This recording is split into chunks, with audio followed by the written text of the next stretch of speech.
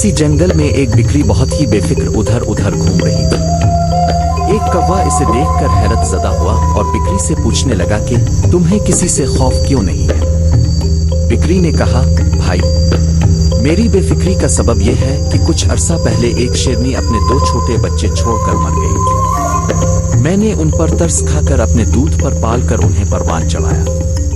अब वो जवान हैं और उन्होंने जंगल में ऐलान कर रखा है कि हमारी बिक्री माँ की तरफ कोई मैली आंख से ना देखे। सो अब किसी बड़े खूनखार जानवर में भी ये हिम्मत नहीं कि मुझ पर हाथ डाले।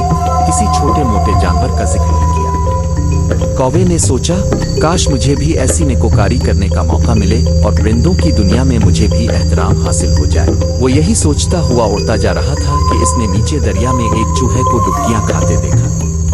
वो फौरन नीचे उतरा और चूहे को दरिया से निकाल लिया और एक बड़े पत्थर पर लिटाकर अपने परों से हवा देने लगा ताकि वो खुश्क हो जाए। जो ही चूहे के हवास बहाल हुए, इसने कौवे के पर कुतरने शुरू कर दिए।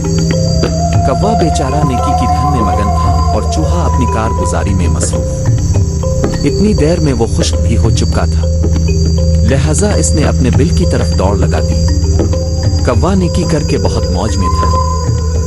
सने अलिफाने की कोशिश की मगर मुन के बिल जमीन पर आ पड़ा और अलिफाने से माजूर होकर जमीन पर ही उछलने और घिसकने लगा। इत्तेफाकना बिक्री उधर से गुजरी तो पूछने लगी, भाई कौवे, तुम पे क्या आफत आन पड़ी?